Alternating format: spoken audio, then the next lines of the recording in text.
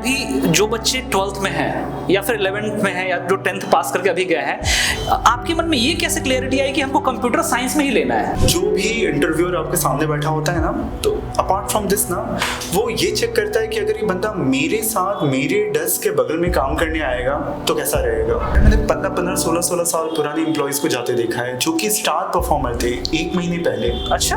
हाँ, तो lay off, ये धारणा तो सब लोग हटा दो कि ले ऑफ सिर्फ परफॉर्मेंस बेस्ड होता है। चिपली करके एक ट्रेंड आया, वो जो प्लेटफॉर्म है, जो एआई है, उसको चाहिए था ऐसे करोड़ों लोगों का डेटा। हाँ, इसको मॉडल ट्रेनिंग बोलते हैं। या मॉडल ट्रेनिंग। तो अब 30-35 में ही लोग डायरेक्शन लेस फील करना शुरू कर देते हैं। Okay. तो उस चक्कर में फिर क्या होता है कि लोग अपने पर्सनल रिश्ते भी खराब करना शुरू कर देते हैं। क्या होगा अगर खुद पे ब्लेम नहीं डाल पाओगे तो किस पे डालोगे? सबसे अच्छा टीचर तो मैं यही इसी चीज को बोलूंगा, लोग और लोगों के एक्सपीरियंस है ना, ये छूट जाता है जब आप सिर्फ बुक में रह जाते हो। तो have a balance in for both of the things. Okay. So hello दोस्तों, मैं हूं नीतीश प्रकाश सूर्या और वापस स्वागत करता हूं आपका एक शानदार पॉडकास्ट में। आज हमारे साथ जो गेस्ट बैठे हैं वो कोई गेस्ट नहीं, हमारे बहुत क्लोज फ्रेंड हैं। 20 साल हो गया अपने दोस्ती को, और मैं कहूँ तो उन्होंने जीवन में काफ़ी उतार चढ़ाव देखा है।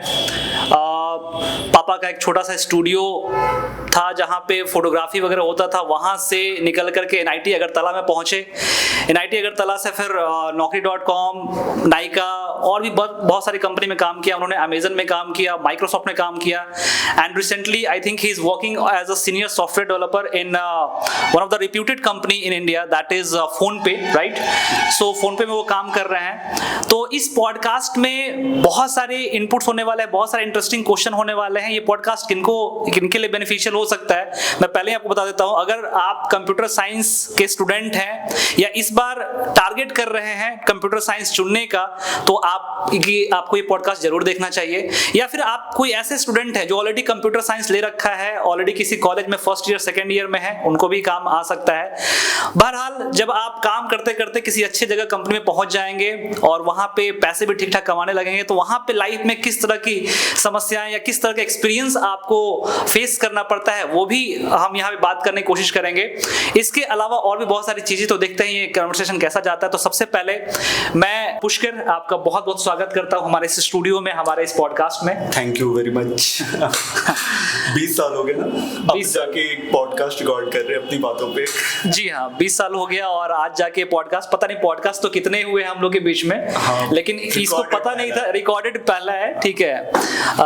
पुष्कर को गाना भी काफी पसंद है दोस्तों, तो ये जब उसमें कॉलेज में था तो मैं देखता था कि हमेशा इसका कुछ ना कुछ आते रहता था। बहरहाल, हमारी कन्वर्सेशन काफी हर मौके पर जब भी आपसे मिलना हुआ तो डीप कन्वर्सेशन हुआ। आई थिंक कि डीप कन्वर्सेशन बहुत इंपॉर्टेंट होता है, उस पर भी हम लोग बात करेंगे। बट मैं चाहता हूं कि सबसे पहले एक बेसिक अपना परिचय के साथ स्टार्ट करें, और जो आपने कॉर्पोरेट्स का सफर किया अभी तक ने, जो लाइफ को आपने देखा है, उसके बारे में थोड़ा सा एक ब्रीफ समरी आप जरूर हमारे दर्शकों को बताएं। Hi everyone. तो अगर ब्रीफ बताऊं तो मैं बिहार के एक छोटे से शहर से हूं, खगौल बोलते हैं उसे, पटना के पास पड़ता है। तो मेरी जर्नी यहाँ से शुरू हुई थी। कॉलेज वगैरह तो सब कुछ, स्कूलिंग सब कुछ यहीं से हुई। कॉलेज तो फिर एनआईटी अगरतला से हुआ मेरा।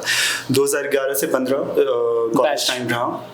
उसके बाद जब मैं निकला तो नोएडा में सबसे पहला जॉब Naukri.com, फिर वहाँ से गुड़गांव Nykaa.com, फिर कोविड का टाइम, सब कुछ वर्क फ्रॉम होम।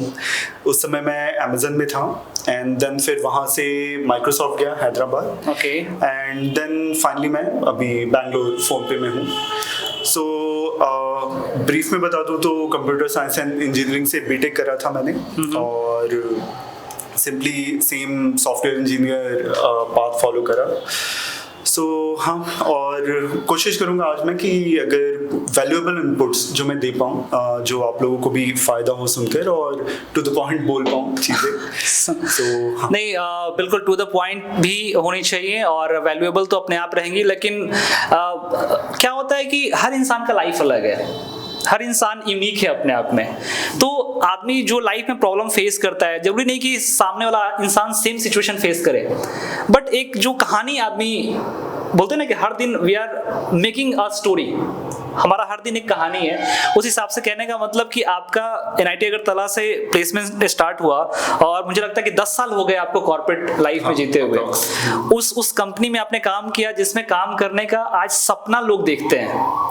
क्या ये दूर से बैठ के जो सपना देखते हैं क्या उसी तरह का होता है इस कंपनी में काम करना? ये कल्चर कैसे होता है, कल्चर सेलेक्ट कैसे करते हैं? बहुत सारे ऐसे डीप क्वेश्चंस हैं जो मेरे मन में हमेशा से आते हैं। और जब भी तुम बाहर से आया तो मैं हमेशा पूछा, हम लोग डिस्कशन किए कि भाई जैसा दिखता है वैसा ही है कि कुछ अलग होता है, राइट? तो ये सारी चीजें हैं, बट मैं बेसिक से शुरुआत करना चाहता हूँ। सबसे पहले कॉलेज की बात करते हैं, one of the most important time, क्योंकि 10th 12th तक बच्चा स्कूल में होता है। सबसे पहला जब बोलते हैं ना कि ये जो घर का पिंजरा, घर का सेफ जगह छोड़ के पहली बार कॉलेज में जाता है, तो उस समय जो एग्जाम होता था आपने प्रिपेयर किया था, आप ड्रॉप आउट भी हैं, 1 साल ड्रॉप आउट लिए थे आप, मुझे याद है अच्छे से। आप यहीं पटना के बोरिंग रोड में रह के तैयारी करते थे। उस समय कोचिंग हुआ करता था और छोटा सा मोबाइल आपके पास हुआ करता था, तो बहुत सारी चीजें अभी वो याद आएंगी। और उस समय क्रेज भी होता था, मतलब कि मैं सिविल इंजीनियरिंग मेरा है तो मैं उसमें गया था, कंप्यूटर का क्रेज था। तो उसके बारे में वो प्रिपरेशन कैसे हुआ, एग्जाम कैसा रहा था, कैसे आपने प्रिपरेशन किया? क्योंकि बहुत सारे लोग ऐसे भी होंगे जो कि अभी प्रिपरेशन करने का या ड्रॉप आउट करने का सोच रहे होंगे, उनको आप क्या बताना चाहते हैं? बिल्कुल, सबसे पहले तो डिस्क्लेमर कि जो भी मेरे साथ हुआ 10 साल पहले हुआ, काफी चीजें बदल गई हैं अभी, है ना? ओके।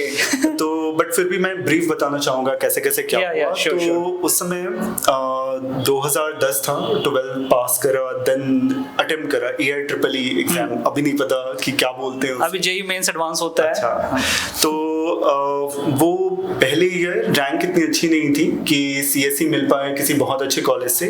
पटना में मिल रहा था मुझे IT डिपार्टमेंट, तो वो मैंने ड्रॉप लिया 1 साल का, देन प्रिपेयर करा और देन मुझे NIT अगरतला में CSE मिला था।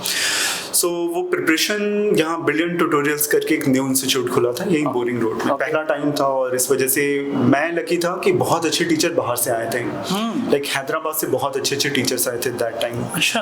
तो प्रिपरेशन तो बहुत लंबा नहीं कर पाया था मैं, लास्ट अगर बोलूँगा तो 4-5 मंथ्स, एग्जाम के जस्ट पहले 4-5 मंथ, बट हाँ डीप प्रिपरेशन जिसको बोलते हैं, ओके, वो बहुत फ़ायदा किया था। और मेरे सबसे ज़्यादा मार्क्स केमिस्ट्री में थे और थैंक्स टू 12th में जब मैंने प्रिपरेशन करी थी ना, केमिस्ट्री वाज समथिंग जो मुझे बहुत पसंद था। अच्छा। एंड मतलब अगर मैं बताऊं मैं प्रिपरेशन कैसे करता था, तो टीचर थे जो सेम होम टाउन में थे, उन्होंने गाइड करा ये पढ़ो ये मत पढ़ो, और बाकी जितने भी बुक्स होते थे ना दैट टाइम पे, NCERT, अरिहंत, एवरी जो भी बुक में एवरी पब्लिकेशन का वो लेकर मैं सजाकर सामने रखता था, 3 बुक 4 बुक। अच्छा। क्वेश्चंस निकालता था, सारे बुक से कंपीट करता था आंसर्स को कि which is the best answer for that, and then मैं नोट डाउन करता था। 2 रीजन थे, तो केमिस्ट्री मुझे बहुत पसंद था और सेकंड मुझे पता था कि यही सबसे हाईएस्ट स्कोरिंग सब्जेक्ट जाने वाला है मेरे लिए। तो ये रहा प्रिपरेशन का। बाकी तो इंस्टीट्यूट के टीचर्स ने बहुत हेल्प करी थी, तो फिर सब मिला जुला के एक रैंक आया। देन NIT अगरतला मुझे शायद 3rd या 4th काउंसलिंग में मिला था, अब याद नहीं, but that was good decision of mind कि मैं पटना में नहीं रहा। मतलब मैं ये नहीं बोलूँगा पटना में रहना गलत है, पर अगर एक्सपोजर चाहिए ना तो कहीं बाहर निकलो और थोड़ा सा फैमिली से दूर हो, क्योंकि कंफर्ट जोन चला जाता है फैमिली से दूर हो तो। और उस समय आप ये समझ पाते हो कितना पोटेंशियल है, किस लेवल तक काम कर सकते हो आप, और समहाउ ये हेल्प ही करता है आपको। थैंक्स टू मेरी बहन, एल्डर सिस्टर, उन्हीं का झंडा गाड़ा हुआ था कि अगर ये बाहर जा रहा है तो इसको जाने दो, बहुत हेल्प होगी इसकी। क्या बात। तो ये रहा। देन फिर बाकी का वही जो मैं हमने स्टोरी बताई, 4 साल वहाँ पढ़ा, इंटर्नशिप थैंक्स टू गॉड की बहुत अच्छी जगह लगी थी, IT बॉम्बे में लगी थी, और वो भी वहाँ के HOD के अंडर, वो DB फाटक सर, अभी पता नहीं वो है कि नहीं वहाँ पे, उनके अंडर लगी थी। वो भी बहुत फ़ायदेमंद रहा, क्योंकि जब मैंने CVs देना शुरू करा ना, वो सबसे नोटिसेबल थिंग था, जो कि एक बच्चा जब कॉलेज से निकलता है ना, CV पे ज़्यादा चीज़ें होती नहीं है, बिल्कुल। तो वो बहुत एक नोटिसेबल थिंग था वहाँ पे। और थोड़ा सा मैं स्ट्रेच करता हूँ इस आंसर को, क्योंकि ये बहुत इंपॉर्टेंट चीज़ है जो बताऊंगा कि दैट टाइम पे मेरे कॉलेज में था ना कि इंटर्नशिप होता ही नहीं है भाई, तुम मतलब होप मत करो, ठीक है। और उस समय मेरे सीनियर ने मुझे गाइड करा था कि अब पता नहीं आईटी बॉम्बे में क्या है, but that was one of the way for attendership कि वहाँ पे हमें बोला गया कि आप प्रोजेक्ट, मतलब आईटी बॉम्बे का था, आप प्रोजेक्ट्स बनाओ। अच्छा। प्रोजेक्ट भी क्या था, आकाश टैब याद होगा आप लोगों को, 10 साल पहले बहुत वो हुआ था गवर्नमेंट की तरफ से। उसमें एक्शन स्क्रिप्ट करके एक लैंग्वेज आता था, उसको यूज करके छोटे छोटे गेम्स बनाने थे बच्चों के लिए। अच्छा। एक एग्जांपल दूं तो एनसीईआरटी का कोई एक्सपेरिमेंट है जहाँ पे यूं आपको फ्लास्क दिख रहा है, आपने उठाया, ऐसे केमिकल डाला, दूसरा फ्लास्क हाँ, ऐसे केमिकल डाला, कुछ रिएक्शन हुआ। तो ये उनका एम था ना कि ये एनसीईआरटी के बुक्स के बजाय बच्चों को ये प्रैक्टिकल करने को मिले। अच्छा। वर्चुअली। अच्छा। तो हमें बोला गया था आप एप्स बनाओ, पूरी कंट्री से 30 लोग लिए जाएंगे, अगर आपका ऐप अच्छा होगा तो सेलेक्ट होगा और आप जितने ऐप बना पाओ आप बनाओ। और जो वो 2 महीना मैं और मेरा एक दोस्त कृपाल गौरव नाम है उसका, जो हम बैठे बनाने के लिए रात के 2-2 बजे तक, इंटरनेट चला गया, कॉलेज की छत पे बैठे हैं क्योंकि वहाँ इंटरनेट आता है, और मैंने कुछ 28 ऑड प्रोजेक्ट बनाए थे और उसने 17-18 ऑड प्रोजेक्ट बनाए थे। और जब रिजल्ट आया मैं और वो सेलेक्ट हो गए थे, और बाद में वहां जाके पता चला कि सबसे ज्यादा नंबर ऑफ सबमिशन मेरे थे और कृपाल का नंबर 2nd या नंबर 3rd पे सबमिशन था। अच्छा। एक ही रीजन था, हमें ये बोला गया था यहाँ से नहीं होता, यहाँ से नहीं हो सकता है। तो हमारा कहना था जब ये स्टेक पे है, जो कर सकते हैं कर दो। तो वो एक बहुत अच्छा टर्निंग पॉइंट रहा हमारा, मतलब मेहनत करी, हेल्प भी मिली सीनियर से काफी। तो दिस वाज लाइक एक कहते हैं ना गेम चेंजर। हाँ, यहाँ मेहनत करो, यहाँ की मेहनत यहीं काम आएगी, जरूरी नहीं है कहीं और भी काम आ सकती है। तो वो स्टेप मिलते गया। अभी मेरा दोस्त अपस्टॉक्स में है, बढ़िया में रहता है, और मैं बैंगलोर में। तो यहाँ तक का जर्नी ना वो कोई एक स्टेप नहीं था हमारा। सो हाँ, पहला सवाल को मैं ब्रीफ करना चाहूंगा, मतलब मैं ब्रीफ करता हूँ। मैंने जो समझा, जो ऑडियंस समझेंगे, कि कहने का मतलब ये है भाई कि पहले तो AIEEE जो एग्जाम होता था, अभी जेईई मेंस होता है, 2 होता है, उसमें जो क्लियर करते हैं उनको एडवांस में जाना पड़ता है। उसके बाद IIT मिलता है और NIT भी उसी के हिसाब से मिलता है, दोनों उसी के हिसाब से मिलता है। तो उस समय पहला तो था प्रॉब्लम कि उसमें एंट्री लेना NIT में। अब NIT में भी एंट्री लेने के बाद इस पे हम ये नहीं हो सकते कि भाई अब तो मेरा NIT में हो गया, अब तो भाई कॉलेज की जिम्मेवारी कि हमको प्लेसमेंट, नहीं, बिल्कुल नहीं। अब वहां पे चैलेंज आपको था कि बेस्ट से बेस्ट जगह इंटर्नशिप कैसे लें। पहला चैलेंज जो कि बाद में काम आता है कि जब भाई सीवी में मेरा अगर IIT का इंटर्नशिप रहेगा तो वहां पे मेरा सीवी अलग होगा, जो आपने वहां क्रैक किया। लोगों ने बोला कि नहीं हो सकता, तो और मेहनत को डबल कर दिया, ट्रिपल कर दिया, पता ही नहीं था कि कितना बेंचमार्क है, कितना करना पड़ेगा। और आपने कॉलेज में ही एप्लीकेशन जो भी था छोटा मोटा बना करके 28 वो बना दिए, कृपाल ने इतना बनाया, और भी लोग, आप हाईएस्ट थे वहां पे। IIT बॉम्बे का आपको इंटर्नशिप मिला, जो कि आज तक आई थिंक जो रिज्यूमे है तो उसमें ये चीजें दिखती होंगी, वो ये दिखता होगा। तो NIT IIT का टैग जुड़ गया, बहुत सारी और चीजें हुई होंगी, जो कि प्लेसमेंट भी जब हुआ होगा।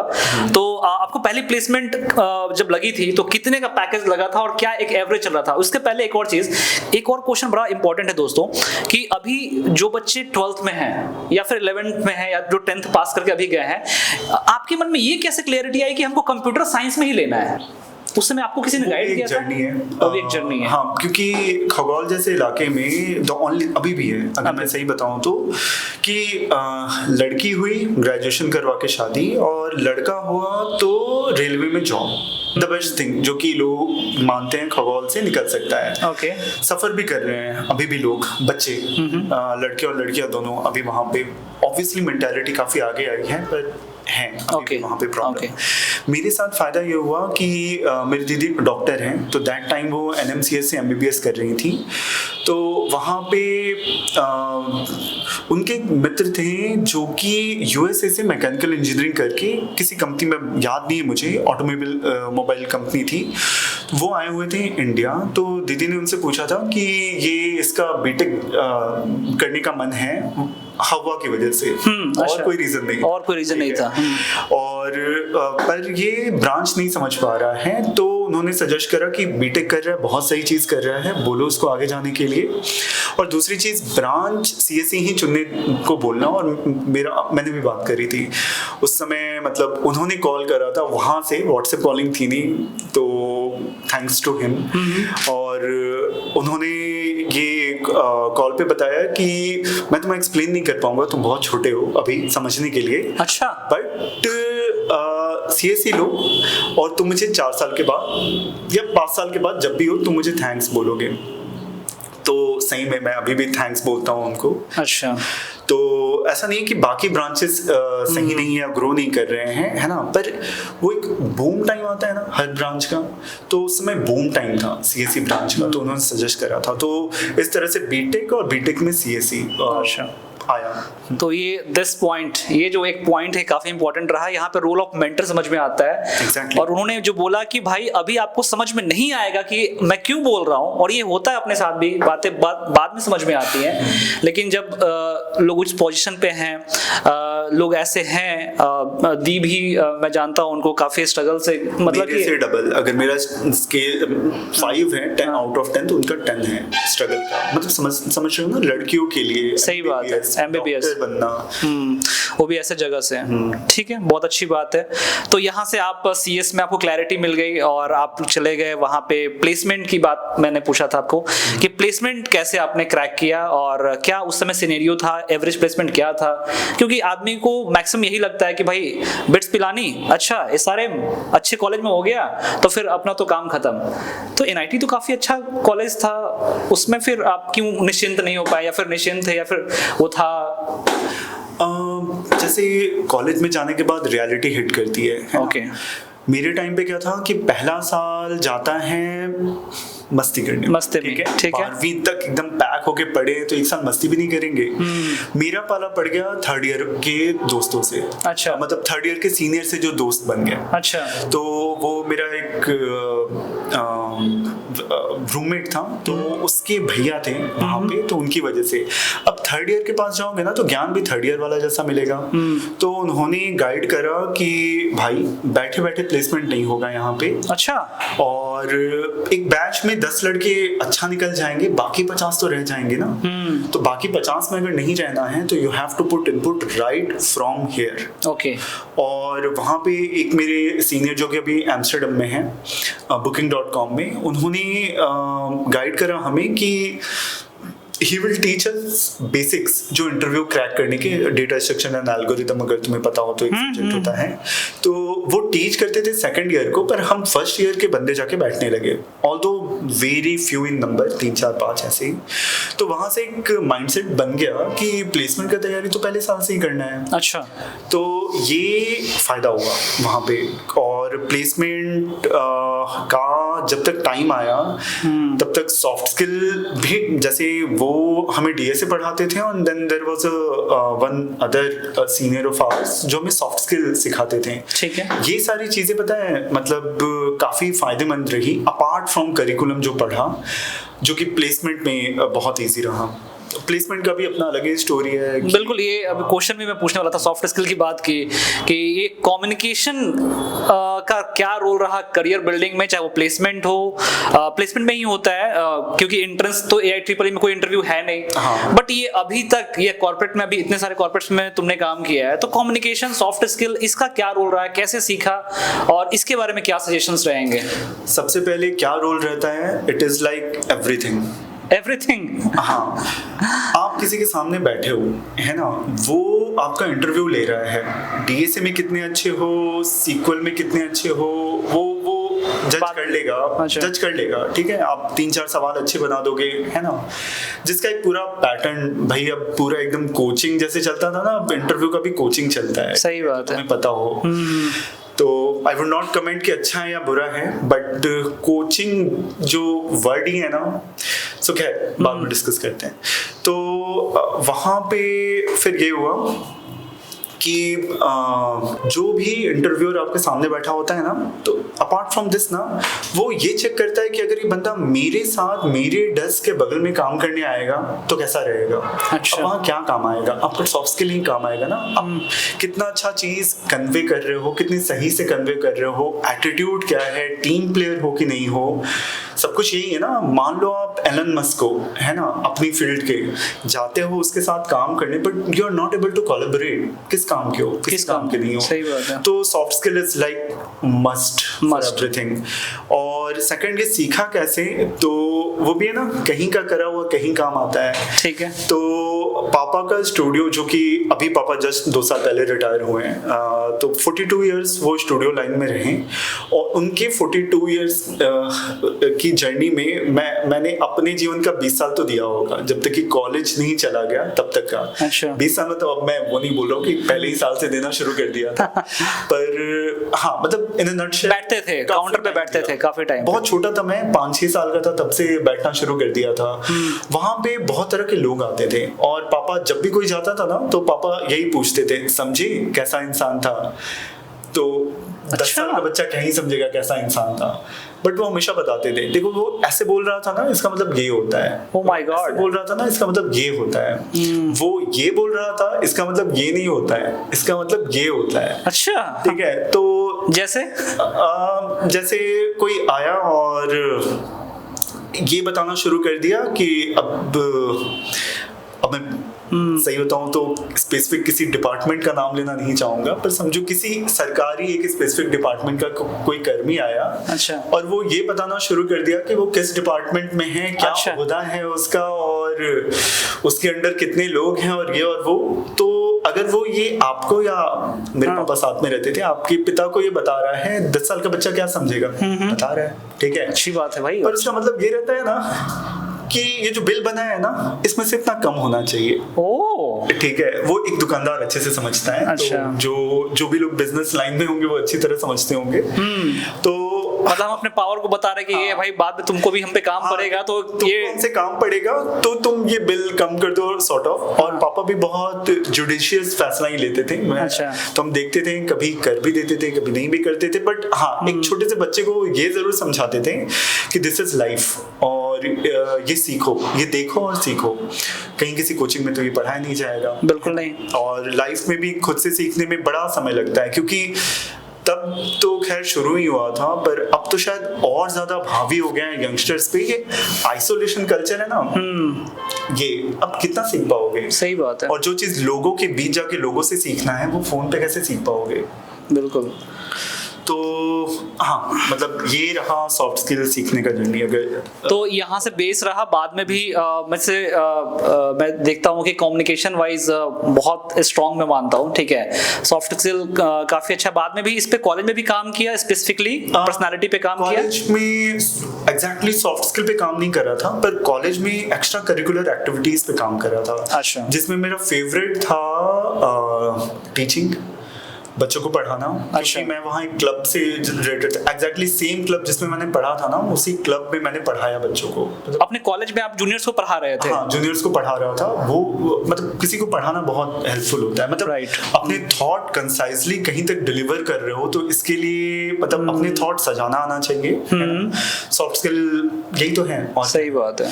तो ये बहुत फायदेमंद रहा। और दूसरा, मैं वहाँ के मतलब उन कमिटीज में था जो वहाँ पे टेक फेस्ट और कल्चरल फेस्ट वो ऑर्गेनाइज करते थे। वहाँ पे बहुत काम आया ये, मतलब या चाहे जाकर आपको कहीं से स्पॉन्सरशिप लानी हो, चाहे भाई किसी बच्चे को ये मनाना हो कि भाई चलो आज तुम्हारी ज़रूरत है वहाँ पे XYZ काम करने के लिए, हर चीज़ के लिए कम्युनिकेशन इसके लिए काम आता है। मैंने बोला ना, सबसे पहला स्टेटमेंट सब कुछ है, सब कुछ है। इसी पे बेस्ड हमारे क्वेश्चन भी है, क्योंकि कई बार जैसे अभी बच्चे मान लो कि कैंपस में पहुंचते हैं, हजारों हजार की संख्या में बच्चे बिहार से बाहर जाते हैं, बच्चे कहीं के भी हों, ठीक है, हमारे लिए तो सब एक हैं। वो बच्चे नोएडा के किसी कॉलेज में पढ़ रहे हो, बैंगलोर में हो, पुणे के अंदर हो, राइट। इंडिया में हजारों कॉलेज है, कहें तो प्रिसाइजली लगभग अराउंड 50,000 तो कॉलेजेस हैं इंडिया के अंदर इस तरह की कोर्सेज के लिए। तो वहाँ पे बच्चा पढ़ाई करता है, कम्युनिकेशन का तुमने रोल बता दिया। अब जो मेन क्वेश्चन आता है, कई बच्चे ऐसे होते हैं कि नहीं सिर्फ पढ़ाई ही करना है, ठीक है, हालांकि मुझे पता नहीं, मैंने ऐसे तो किसी को देखा नहीं, लेकिन होते होंगे बच्चे जो सिर्फ पढ़ाई के कीड़ा बने रह जाते हैं। इनको भी लाइफ में मैंने देखा है कि आगे जाके प्रॉब्लम होती है, जो सिर्फ पढ़ाई ही किया और कुछ सीखा ही नहीं, सिर्फ उसके पास शेयर करने के लिए ग्रेड्स हैं, मार्क्स है, परसेंटेज है, और कुछ है ही नहीं। तो जो आप इस पे आ रहे थे कि पढ़ाई के अलावा और क्या चीजें पे फोकस करनी चाहिए, और कितना क्या रेशियो हो सकता है टाइम, क्योंकि लगेगा हर चीज को सीखने में, और इसका बाद में कितना योगदान होता है, बाद बाद में कॉर्पोरेट में जब काम करेंगे या फिर कोई भी चीज में होता है तो इसका क्या रोल्स एंड रिस्पॉन्सिबिलिटी है, और उसमें क्या क्या चीजें हम, जैसे क्लब्स होता है तो किस तरह के क्लब्स ज्वाइन करना चाहिए, नहीं करना चाहिए, कैसे पता करें कौन से अपना इंटरेस्ट से मैच करेगा, क्या वो हिट एंड ट्रायल करेंगे, क्या वो सब कुछ ऐसा करेंगे, इसके बारे में आप क्या कहना चाहेंगे? ठीक है, तो सबसे पहले तो डिस्क्लेमर कि कोई भी एक सही पाथ नहीं है। ओके। ठीक है, और जो बच्चे सिर्फ पढ़ते हैं वो भी आगे जाते हैं, जो बच्चे बिल्कुल नहीं पढ़ते हैं वो भी आगे जाते हैं। अच्छा। और जो बच्चे बैलेंस लेके चलते हैं वो भी आगे जाते हैं। द ओनली थिंग इज ना, बैलेंस लेके चलने पे जीवन थोड़ा सा आसान हो जाता है। तो अगर मेरी बात आप करोगे, द फर्स्ट टाइम जब मैं कॉलेज जब मैंने लैंड करा तो सबसे पहली चीज़ वही 12वीं के पास हुए बच्चे की मानसिकता पढ़ना है। ठीक है, एंड थैंक्स टू दैट कि पहले ईयर का पॉइंटर भी अराउंड 9 समथिंग था। अच्छा। देन सेकेंड ईयर से जब धीमे धीमे जो बताया ना इंटरेक्शन थर्ड ईयर के बच्चों के साथ जो हुआ ना, तो समझ में आया सिर्फ पढ़ के होगा नहीं कुछ, है ना। तो फिर ये जो सॉफ्ट स्किल डेवलप करना, ये बाहर निकलना, बच्चों से मिलना, 10 तरह के एक्सपीरियंसेस होते हैं 10 तरह के लोगों के, वो समझना, उनसे बातें करना, और ये सारी चीजें जब आई ना तो फिर मैंने इसको बैलेंस करना शुरू करा। And because of the balance pointer कुछ 8 पॉइंट समथिंग थे, बट जो पॉइंटर लूज करा ना उसके एवज में काफी सारे स्किल्स सीखे वहां पे। सो बैलेंस की वजह से, जैसे मैंने बताया ना शुरू में, इंटरव्यूअर क्या असेस करता है, तो सिर्फ ये नहीं असेस करता है कि टेक्निकली आप कितने अच्छे हैं। आखिर कभी किसी के साथ काम करना है आपको तो बाकी स्किल्स भी तो काम आएंगे ना। करेक्ट। बाकी स्किल्स मैं क्वांटिफाई नहीं करूंगा, कुछ भी हो सकता है। ठीक है, मेरे लिए बाकी स्किल यही था कि हाउ टू कम्युनिकेट वेल, है ना, how to work as a team. Because आप जब कॉलेज फेस्ट में काम कर रहे होते हो ना, तो जूनियर से लेके सीनियर और वो माली से लेकर मोची सबके साथ काम करना होता है। और वहाँ SBI के मतलब मैनेजर के सामने बैठकर उससे भी स्पॉन्सरशिप मांगनी होती है। तो मतलब हर तरह के लोगों से मिलना होता है। और सबसे अच्छा सबसे अच्छा टीचर तो मैं यही इसी चीज़ को बोलूँगा, लोग और लोगों के एक्सपीरियंस, है ना। ये छूट जाता है जब आप सिर्फ बुक में रह जाते हो। तो have a balance in both for both of the things, है ना। तो अब हम बात करना चाहेंगे कॉर्पोरेट कल्चर की, राइट। बहुत सारे ऐसे दोस्त हैं जो, उसके बाद मेरा तो सिविल बैकग्राउंड था, बट कंप्यूटर साइंस वाले से भी मैं बहुत अच्छे से कनेक्टेड था, उनके भी सारे बैचमेट अपने दोस्त थे। इनफैक्ट कि मैकेनिकल, सिविल, इलेक्ट्रिकल सबका अपना कंबाइंड ग्रुप था। तो मतलब मुझे हर इंडस्ट्री का थोड़ा थोड़ा पकड़ है, और बाद में मैं कॉर्पोरेट ट्रेनिंग में हूँ तो उसके कारण से भी पकड़ में समझ में आया। तो इसमें एक जो चैलेंजेस आता है हमेशा कि कंपनी को कैसे पहचाने, कैसे कंपनी में काम करें, उसका जो कल्चर है। क्योंकि कोई भी कंपनी में आप जब जाते हो, बोलते हैं जब दुल्हन आती है तो भाई उसको ससुराल ऐसा ही ट्रीट करता है कि भाई बिल्कुल सब कुछ आपको अच्छा ही मिलेगा। But once the honeymoon period is over, तब उसके असली जो दांत है ना दिखना स्टार्ट होता है। तो ये क्या इंडिकेटर से पहले से कैसे पता कर लेते हैं? क्योंकि भाई इतना टाइम नहीं इंसान के पास कि जाके अपना 3 महीना 6 महीना 1 साल का समय बर्बाद करेगा, और काफी ज्यादा मेंटली हैरेसिंग भी होती है ये चीजें। जब आप कई कंपनी में छोड़ते हो तो अपने ऊपर जो कॉन्फिडेंस होता है वो भी धीरे धीरे लूज होता है। इसमें आपका क्या एक्सपीरियंस रहा, और अभी तक क्या आप पॉइंटर्स क्या निकाल के लाए हैं कि कैसे पता करते हैं? उसके एम्प्लॉय से पता कर लेते हैं, कैसे पता करते हैं? फिर वही बात कि ठीक है, कोई दिक्कत नहीं। हाँ, कि बड़ा मुश्किल है। हाँ, और किसी को अगर मैं बताऊं कि ये कर लो तो तुम्हें पता चल जाएगा, ये भी बड़ा टफ है। अच्छा। मेरा एक्सपीरियंस रहा, मेरी सिस्टर अभी, छोटी सिस्टर अभी ऑलमोस्ट कॉर्पोरेट बोलूँगा, लाइक CA फर्म में काम कर रही है। उसका भी एक्सपीरियंस यही है कि यू कांट जज by the interview, you can't जज from online rating and reviews. Okay. But हाँ, जाने के बाद क्या जज करना आई कैन टेल। ओके, ठीक है। So the first thing that I जज ना, कितना इजीली हेल्प मिल पाता है कॉर्पोरेट में। जैसे अगर मैं बताऊं, कंपनी का नाम नहीं ले रहा हूं, ठीक है। जब मैं वहां था ना, it was like blood bath. जिसको छोड़ दिया उसको ले भी सकते हैं। नहीं ले रहा, अरे भाई आजकल लीगल नोटिस ऐसे पहुंच जाता है अच्छा लोगों के पास।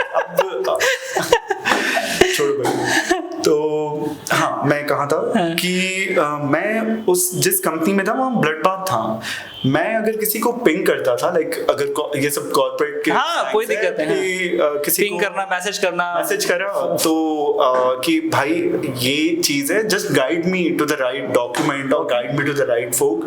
3 दिन बाद उसका रिप्लाई आ रहा है, actually I am not the right person, you can ask someone else. 3 दिन बाद, ठीक है, और मैं 3 दिन नहीं कुछ कर पा रहा हूँ। तो इट वॉज रियली फ्रस्ट्रेटिंग। और कई जगह कंपनी का कल्चर ऐसा है कि सेव योर ओन एस और तो दिस वाज समथिंग ना जाकर ही पता लगेगा, कैसे पता लगेगा। और मेरी सिस्टर जिस डिपार्टमेंट में टैक्सेशन डिपार्टमेंट में है, उसकी भी लाइफ बहुत लंबी और बहुत लंबी स्टोरी है, वो भी खगोल से ही उठी है। उसका पॉडकास्ट करेंगे उसके साथ, कोई दिक्कत की बात नहीं। उसके पास बहुत कुछ है बताने के लिए। क्या बात है। कैसे मतलब यहाँ से, हाँ उसका ये था ना, भाई इंजीनियर, बहन मेडिको, मुझे दोनों लाइन में नहीं जाना है, एंड शी चोज कॉमर्स। मतलब that was a dare for her. सही बात। और फिर वहां से फिर वो दिल्ली गई, देन फिर BHU, और फिर वहां से वापस बैंगलोर, और कैसे कैसे उसने अपना रास्ता बनाया है। कभी बुलाओ उसको। बिल्कुल श्योर। तो खैर हाँ, जहाँ मेरी सिस्टर जस्ट पिछली कंपनी में काम कर रही थी, पटना में ही था वो, वहाँ वो बताती थी कि वो ग्रो करना चाहती है, और जब वो ग्रो करेगी तभी कंपनी ग्रो करेगा। Exactly. But nobody was understanding that उसकी कंपनी में। So the moment she wanted some help ना, she was getting कि इससे पूछ लो, उससे पूछ लो, या फिर nothing in response, है ना। अभी वो जहाँ है, there is a CA जिसके अंडर में वो है, वो that girl, that CA is training her बिठा के कि तुम ग्रो करोगी तो मेरा कंपनी ग्रो करेगा। हाँ, क्योंकि तुम सीखोगी तो काम कर पाओगी ना, और तुम काम कर पाओगी तभी तो कंपनी ग्रो करेगी। क्या बात है। तो वही मैं बोल रहा हूँ कि अगर किसी कंपनी को जज करना है ना, जस्ट जज it by this, how easily you can get help. Help का मतलब ये नहीं कोई हाथ पकड़ के आपका काम कर देगा। एग्जैक्टली। हेल्प का मतलब डायरेक्शन होता है, किसी भी न्यू एम्प्लॉय को चाहिए होता है। तो मेरे लिए तो बस यही फंडा है अभी, थैंक्स टू गॉड मैं जिस टीम में हूँ अभी और जैसे लोग हैं वो, it is like fun and really easy to deliver something. Still slang, IT slang, delivering the project. Okay. So that would be my take on this. Okay, so काफी इंपॉर्टेंट ये पॉइंट आपने, वन पॉइंट काफी अपने important बताया कि कितना आसानी से आपको हेल्प मिल पा रहा हो। हेल्प का मतलब ये नहीं कि आपका कोई काम करवाएगा, बट जस्ट गाइड कर देना कि भाई ये चीजें होती हैं, आप एक बार इसको ट्राई करो। अरे भाई मैं बोलता हूँ, मेरा पर्सनल एक्सपीरियंस है, किसी को आपने अगर उससे रिलेवेंट एक वीडियोस भी लिंक उठा के भेज दिया ना कि भाई ये वीडियो देख ले, तो काम हो जाएगा। और मैं ये करता हूँ, मैं नहीं बोल रहा हूँ कि मैं तो हम लोग ट्रेनिंग में हैं और बिहार में ट्रेनिंग इंडस्ट्री को बूम करना अपने आप में काफी टफ होता है। मैं बोलता हूँ कि सर आप मुझे जस्ट नाम तो बताइए कि हु इज द पर्सन जो कि ये प्रोजेक्ट सैंक्शन कर सकता है। मैं आपसे नंबर भी नहीं मांग रहा हूँ, और लोग नाम भी नहीं बताना चाहते, या फिर बता नहीं सकते, या फिर पता नहीं क्या उनका मेंटालिटी होता है। ये मेंटालिटी जो है ना, अकेले बढ़ने वाला, सब सफर करते हैं इससे। बिल्कुल। तो ये वही मैं हमेशा बोलता हूँ कि नीचे के लोग जो है आपस में फाइट कर रहे हैं, they are fighting with each other, and जो टॉप के लोग हैं, जिसको मैं रियली में टॉप में बोलता हूँ, they are collaborating with each other and growing. And ये कंपनी का कल्चर, लोग बोलते हैं, मैं कई सारी कंपनी में जाता हूँ, लोग बोलते हैं कि सर हमारे यहाँ एम्प्लॉय नहीं टिकते, हमारे यहाँ सर कोई स्टाफ पुराना नहीं है, या फिर हमेशा ये तो चलता ही रहता है सर। वो लोग मान के बैठा है, वो लोग कभी नहीं देखता कि हम अपने कल्चर में ऐसा क्या चेंज करें। भाई माइक्रोसॉफ्ट ब्रांड तो पता है कितना बड़ा है, मतलब फॉर्चुनेटली मुझे मौका मिला 2 साल वहाँ काम करने का। तो कॉर्पोरेट का मैं बता दूं, there is a review cycle. अच्छा। कि कंपनी में आप कितना अच्छा काम कर रहे हो। तो माइक्रोसॉफ्ट में देयर वाज, आई गेस वो 3 पिलर ऑफ इवैल्यूएशन ऐसा कुछ बोलते थे। द थर्ड पिलर वाज ना, आपने किसी को ग्रो करवाने में मदद करी है क्या, so you are being judged on that, तभी तो कंपनी इतनी बड़ी हो रही है। एम्प्लॉय को भी इस पे उसका होगा रिव्यू, किसी को ग्रो करने में हेल्प कर रहे हैं कि नहीं कर रहे हैं। अच्छा। पॉइंटर्स हैं उस पे। अच्छा। So this is how you build a company ना, this is how you build a ecosystem. अब मुझे पता है मेरा KRA ये है कि रिस्पांसिबिलिटी बोला जाता है कॉर्पोरेट में, किसी को ग्रो करवाना। तो कोई अगर मेरे पास आएगा काम लेके, बोलो बैड भाई मेरा KRA कंप्लीट होगा तेरी हेल्प करके, ऑल्दो नाक ऐसे छो या ऐसे छो, है ना, उल्टा छो, हेल्प हो रही है एम्प्लॉय की, वो किसी और की हेल्प करेगा, पूरी टीम ग्रो करेगी, कंपनी ग्रो करेगा. सो this is how these giant grows, but not for every giant, because मैंने और भी giants में मतलब giant corporations में काम किया है. Okay. मैंने Microsoft इसलिए specifically बोला. Okay. So point to be taken, कोई कितना अच्छा सा हेल्प करता है. दूसरा इंडिकेटर जो कॉमन होता है, मैं हमेशा बोलता हूँ कि भाई उस कंपनी में कितने पुराने लोग हैं काम कर रहे हैं, right, और कितने खुश है, ये एक सबसे बड़ा इंडिकेटर हो सकता है. एक सेक्शन है उसका एवरेज टेन्योर ऑफ एम्प्लॉय. जब भी मैं किसी कंपनी में जाने वाला होता हूँ ना, वो जरूर खोल के देखता हूँ मैं. Right. और अगर वो 2-3 साल से कम है ना, then that's a red flag. That's a red flag. Unless that is a startup company और 2-3 साल पुरानी है, वो क्या कर सकता है. बात बिल्कुल सही है. एक बहुत फियरफुल वर्ड है जो कि अभी आई थिंक कोविड के बाद काफी ज्यादा हाईलाइटेड है, और लोग काफी जिसको बोलते हैं ना, रात में डरावने सपने आते हैं उस वर्ड से, lay off. Right. So I want to talk about this topic, lay off. How employees like you and your system, वो उससे कैसे बचा जा सकता है? क्या कोई रास्ता है या फिर ये होके रहेगा? मतलब क्या चल रहा है, ये सिस्टम क्या है? Nobody is lay off proof. अच्छा सेंटेंस, कोई भी ले ऑफ प्रूफ नहीं है. ठीक है. कई समय तक मुझे और कई लोगों को लगता था कि अगर आपकी डिपेंडेंसी ज़्यादा है ना आपकी कंपनी में, तो ले ऑफ नहीं होगा और ये सारी चीज़ें. बट ऐसा नहीं होता है भाई. जब मैं कंपनीज में था और ले ऑफ होते हुए देखा है, मैंने 15, 16 साल पुराने एम्प्लॉयज को जाते देखा है जो कि स्टार परफॉर्मर थे 1 महीने पहले. अच्छा. हाँ, तो ले ऑफ, ये धारणा तो सब लोग हटा दो कि ले ऑफ सिर्फ परफॉर्मेंस बेस्ड होता है. ले ऑफ स्ट्रक्चर बेस्ड भी होता है. एक टीम थी, कल नहीं चाहिए, पूरी टीम गई. ये भी होता है.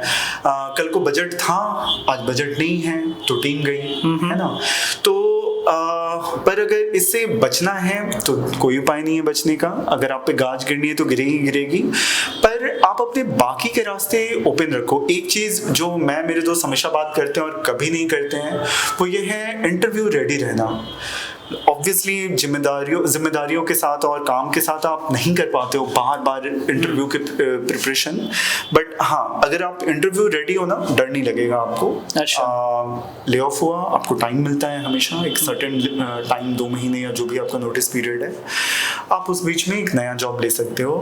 तो ले ऑफ प्रूफ तो नहीं हुआ बंदा, बट हाँ एलिजिबल हो कहीं और जॉब लेने की. ओके. सो जॉब सिक्योरिटी उस तरह से नहीं है, बट हमारा कैपेबिलिटी है, स्किल है, तो हमको जॉब मिल जाएगा दूसरे कंपनी में. और जो लोग कॉर्पोरेट में हैं वो ये जानते होंगे कि हमेशा अपना एक रनिंग वो रखो, मतलब क्या बोलते हैं उसे, रेनी डे सेविंग. अच्छा. ओके. तो वो रखो, 6 मंथ 8 मंथ 1 साल का रखो.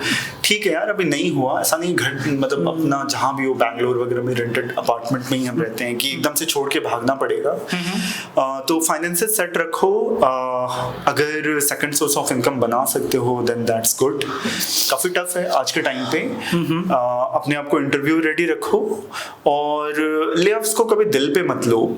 ठीक है. नेवर थिंक लाइक दिस कि अगर ले ऑफ हो गया तो मेरे में कमी है, because there can be 1000 reasons of lay off. Okay, very nice, well said. एक बड़ा इंपॉर्टेंट क्वेश्चंस मैं आपको इसी टॉपिक से रिलेटेड पूछना चाहूँगा. हमने स्टार्टअप की बात करी थी, अभी ले ऑफ की बात कर रहे हैं, और भी बहुत सारी चीज़ें हैं. AI आ चुका है, right. Deep learning, deep fake, और पता नहीं क्या क्या चीज़ें, बहुत हर दिन इंडस्ट्री बहुत तेज़ी से चेंज हो रही है, और कंप्यूटर साइंस भी उससे अछूता नहीं है. कुछ दिन पहले विवाद भी हुआ था इस पे, जब दिल्ली में स्टार्टअप पे कोई कॉन्क्लेव चल रहा था. वहाँ पे हमारे जो मंत्री हैं उन्होंने कहा, I think there is a chart कि जो इंडियन स्टार्टअप और इंडियन स्टार्टअप किस तरफ जा रही है, चाइनीज स्टार्टअप किस तरफ जा रही है, हम क्या बिल्ड कर रहे हैं, वो क्या बिल्ड कर रहे हैं, हम आइसक्रीम को पकौड़ा छान रहे हैं और क्या क्या बना रहे हैं. वहाँ पे EV पे काम कर रहे हैं, बैटरी टेक्नोलॉजी पे काम हो रही है, ट्रांजिस्टर, चिप और सेमीकंडक्टर्स पे काम हो रहा है. तो इस पे मैं थोड़ा सा बात करना चाहूँगा. आप क्या देखते हैं, क्या इनोवेशन और आपकी इंडस्ट्री में होगा, या फिर कंप्यूटर साइंस जो अभी बज है ये बना रहेगा, ये अभी भी एक बड़ा मार्केट के रूप में एक्सपैंड हो रहा है, एक्सपैंड होता रहेगा, या फिर AI और ये सब टेक्नोलॉजी का किस तरह से इम्पैक्ट पड़ने वाला है, कैसे ये इंडस्ट्री कहाँ तक जा रही है? सबसे पहले तो इंडस्ट्रीज का टाइमलाइन होता है, ठीक है। देन और वो टाइमलाइन अभी हिस्ट्री अगर निकाल के देख लो तो देन वो टाइमलाइन रोल होता रहता है। 10 साल पहले जो CS जितना सिग्निफिकेंट था मे बी अगले 20 सालों में ना हो, ये सब सारी चीजें चलेंगी। हाँ, AI का जो बज़ है ना, AI इज समथिंग अभी तक जो जहाँ तक AI इवॉल्व की है ना, इट इज नॉट लाइक कि वो ह्यूमन को रिप्लेस कर देगी और सॉर्ट ऑफ, बट हाँ भाई जो चीजें लाइक ऑटोमेशन के थ्रू ऑटोमेट की जा सकती थी, AI ने वो चीज एकदम यहाँ से लाके यहाँ कर दी है। Okay. तो अब जो लोग जिन लोगों का जॉब ही था वो जो ऑटोमेट हो गई हैं, वहाँ पे तो इम्पैक्ट आएगा। जैसे कॉल सेंटर्स वगैरह में आजकल तुम्हें पता होगा AI के हेल्प से बॉट सिस्टम आ गया, वेबसाइट पे बॉट्स हो जाते हैं, चैट बॉट्स। हाँ, तो वो रिप्लेस हो रहा है और वो होगा क्योंकि वो ऑटोमेट करा जा सकता है, पर हर चीज नहीं करी जा सकती है। तो CSC में पूरे काम का ऑटोमेशन अभी आने में कई साल लगेंगे। मैं बोलूँ 10 साल, 20 साल, 30 साल तो मतलब सही नहीं होगा, because even I don't know कितनी तेजी से इवॉल्व करेगा, बट आप उसके साथ इवॉल्व कीजिए। अभी क्या है ना कि AI की वजह से हम डेवलपर्स के लिए कई तरह के असिस्टेंट आ गए हैं। एक असिस्टेंट ऐसा होता है जो IDE असिस्टेंट होता है, को-पायलट करके अभी आया है गिट का, मतलब ये सारे CSC टर्म्स हैं। उसमें क्या है कि जो कोड लिखने में आपको 1 घंटे का टाइम लगता है वो 10 मिनट में आपके लिए लिख देगा, आपको बस बताना है क्या लिखना है। Okay. पर अभी भी डिसीजंस आपके ही पास है। वो जो प्रॉब्लम, जो रियल लाइफ प्रॉब्लम आएगी ना, फिर आप अपने टीम के साथ बैठ के उसको डिजाइन करोगे, एंड देन वो फाइनल चीज होता है कोड लिखना, जो भी AI जिसमें हेल्प कर रहा है। कहा जाता है कि प्लानिंग फेज ही 80% होता है, डिजाइनिंग फेज 80% होता है, कोडिंग फेज तो 20% ही होता है। Okay. तो AI रिप्लेस भी करेगी तो उसी 20% को ना। तो ऐसा नहीं है कि जॉब जा रही है AI की वजह से, पर हाँ AI इवॉल्व हो रही है तो आप भी इवॉल्व हो उसके साथ में। Very nice. एंड जो सबसे पहला कमेंट जो करा था कि मतलब इंडस्ट्री वाइज इंडिया और चाइना डिफरेंस एंड ऑल, तो यहाँ भी हो रहा है भाई। मतलब यहाँ भी कई तरह के स्टार्टअप्स, भले इतने मतलब बिलियंस एंड बिलियंस का टर्नओवर नहीं है शायद, इसलिए नहीं जानते होगे, हैं, चल रहा है। और तुमने जिन मंत्री का जिक्र किया वो भी अपनी जगह सही है कि यहाँ ऐसे ही स्टार्टअप्स यूनिकॉर्न बन रहे हैं। ये करेक्ट, खाना जल्दी पहुंचा दिया वाला स्टार्टअप, पर इंडिया में इकोसिस्टम भी तो नहीं है भाई। इतनी तेजी से ग्रो करने में क्यों समय लग रहा है बाकी स्टार्टअप्स को? इकोसिस्टम भी नहीं है भाई। ये बड़ा बाबू कल्चर जो था वो चल रहा है अभी भी, वो अभी भी फाइलें वैसे एक के नीचे एक जाती हैं, है ना।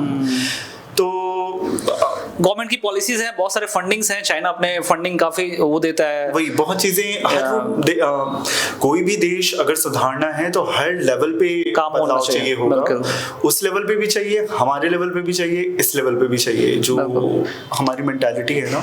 आई होप से कि ये बदलाव की क्रांति जल्दी से है और बहुत सारे बदलाव भी होने वाले हैं। बिहार में भी हम लोग बहुत सारे बदलाव की बात करते रहते हैं। बदलाव फाउंडेशन भी मैं रन करता हूँ। बहुत कमेंडेबल है तुम्हारे ये काम, है ना। यंगस्टर्स को मतलब तुम क्या कर रहे हो इन अ नटशेल? यंगस्टर्स को यही तो बता रहे हो कि रास्ते कितने हैं। तुम थोड़ी ना बोल रहे हो ये वाला रास्ता चुनो ताकि मेरा फायदा हो जाए। करेक्ट। तुम उनको बता रहे हो रास्ते कितने हैं। और सही बताएं तो मतलब मैं जहां तक अपने इलाके में देखता हूँ अभी भी वही है, बड़ा बाबू बनना है सबको। कहीं ना कहीं जाके बड़ा बाबू क्यों बनना है पता है? अच्छा, बड़ा बाबू बनने के बाद काम नहीं करना पड़ेगा, ये एक अलग ही अपना हाँ। तो मतलब कई बार मैंने तुम्हें बच्चों को समझाते देखा है इस चीज को लेकर कि निकलो इस कल्चर से। वो अंग्रेज आए, 200 साल राज किया और सीड करके चले गए। ऐसे ऐसे पढ़ो, ऐसे जॉब लो, उस पैटर्न को तोड़ो और आगे बढ़ो। रास्ते बहुत हैं। अब मैं एकदम से कंपेयर तो नहीं करने लगूंगा कि देखो यूएस में क्या हो रहा है, इंडिया में क्या हो रहा है। इंडिया अभी भी बहुत नया देश है अपना, बहुत नया कंट्री है, बहुत नया कंट्री, 70-75 साल पुराना कंट्री है। ऐसे बोलो तो हजारों साल पुराना है, पर जो पुनर्जन्म हुआ है ना कंट्री का आफ्टर द इंडिपेंडेंस, हाँ 70-75 साल का ही है। तो we are growing and we are growing fast। और बस वही उम्मीद पे दुनिया जिन कायम है, बोलते हैं ना, उम्मीद पे चल रहा है सब कुछ। Exactly। और उसके साथ हार्ड वर्क एंड सारी चीजें पॉजिटिव भी हैं, और जहाँ पे इम्प्रूवमेंट करना वहाँ इम्प्रूवमेंट भी कर रहे हैं। I want to take this opportunity to talk about social media. Little bit social media और सोशल मीडिया का इम्पैक्ट जो हमारे यूथ पे हो रहा है। मैं यूथ से कनेक्टेड रहता हूँ और जब देखता हूँ इसके दुष्प्रभाव यूथ पे तो काफ़ी चिंतित भी होता हूँ। मोबाइल के आने के बाद और ख़ास करके ये चीप इंटरनेट और ये सारी हाई स्पीड वाईफाई आने के बाद, OTT प्लेटफॉर्म्स आने के बाद बहुत सारी चीज़ें बदल गई हैं। चीज़ों को समझने का तरीका बदल गया है। इन्फ्लुएंसर्स दूसरे तरीके से अब इन्फ्लुएंस कर रहे हैं। ब्रांडिंग अलग तरीके से होती है, इमोशनल सेलिंग है, बहुत सारी चीज़ें हैं। इस पे तो एक सेपरेट पॉडकास्ट ही होना चाहिए। बट फिर भी मैं चाहता हूँ कि ये जो यंग लोग हैं जो कि अपने करियर को भी बिल्ड करने में लगे हुए हैं, वो किस तरह से इस टेक्नोलॉजी का फ़ायदा उठा सकते हैं और किस तरह से इससे होने वाले बैड इफेक्ट से अपने आप को बचा सकते हैं, उसके बारे में प्लीज आपका क्या एक्सपीरियंस रहा है? सबसे पहले मैं तो बता दूं, अभी जस्ट कितने 2-3 महीने पहले मैंने एक डॉक्यूमेंटरी देखी थी नेटफ्लिक्स पे। ओके। अगर लोग के पास एक्सेस है तो देखो आप एक बार, अराउंड सोशल मीडिया, आपको समझ में आएगा ना। हम बहुत अनभिज्ञ हैं इस चीज से कि कैसे चीजें इंजीनियर होती हैं उस लेवल पे। अच्छा।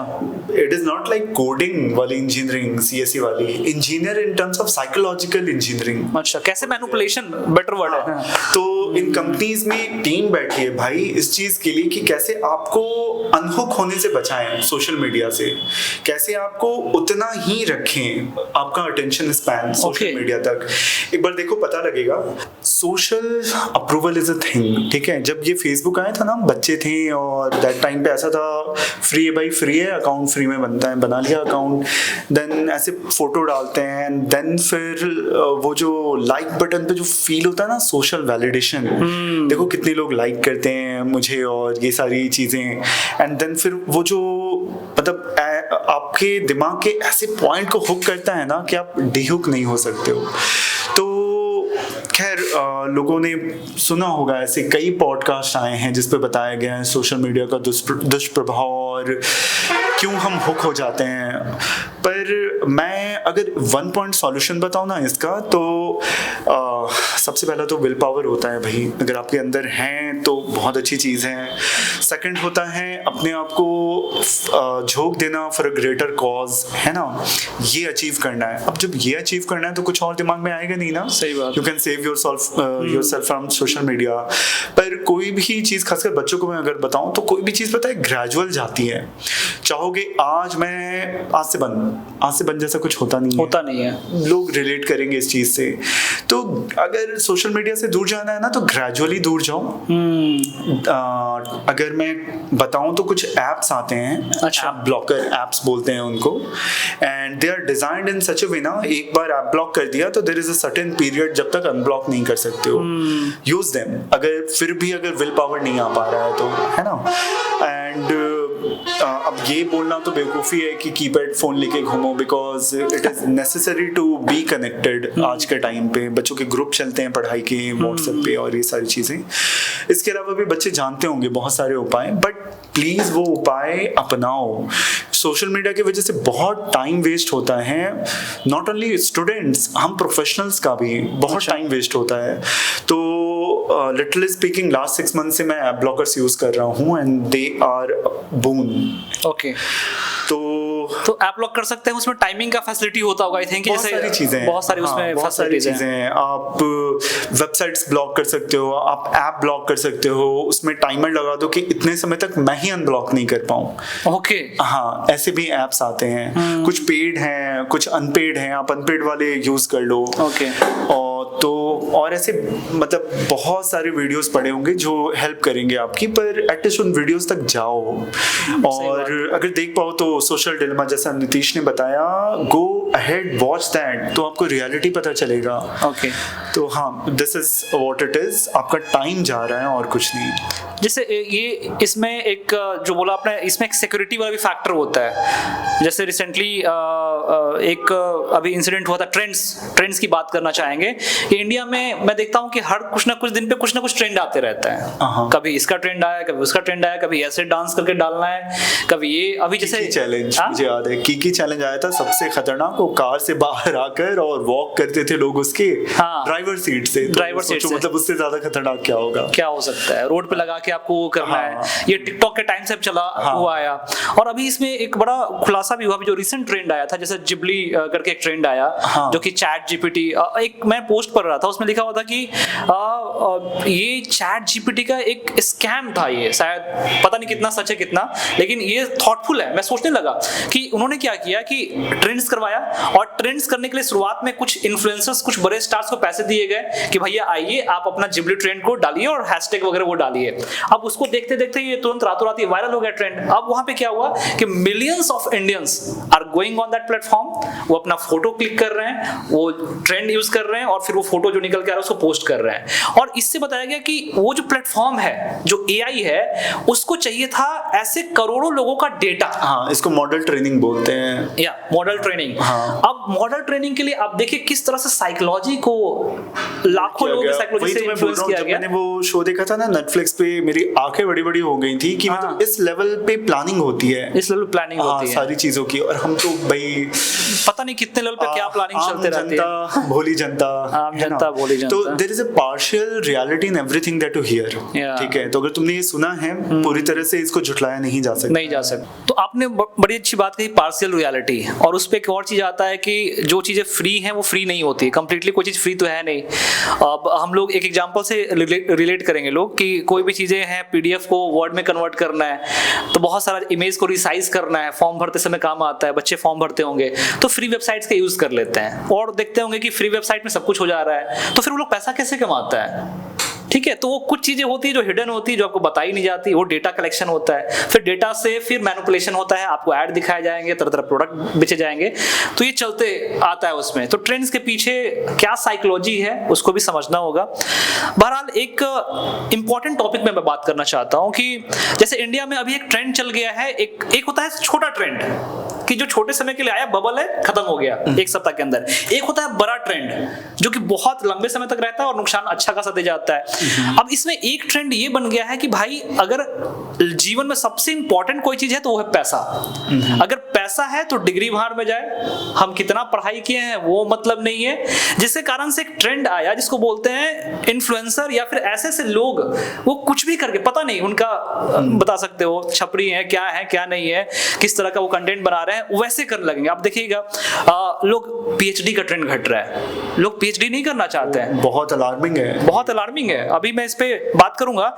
मैंने कई सारे कंपनी का रिसर्च किया तो पता चला कि उनके कितने ज्यादा billions and billions of rupees जो है, वो डॉलर्स, वो खर्च कर रहे हैं रिसर्च में सिर्फ। एग्जैक्टली। ये जो भी चाइना और यूएस के बारे में जो सुनते हो, R&D का बजट, इवन शायद मैं आज या कल ही देख रहा था, and there is a significant difference between them and us. Okay, तो मतलब हाँ, ये जो पीएचडी जो बता रहे हो घट रहा है, व्हाई?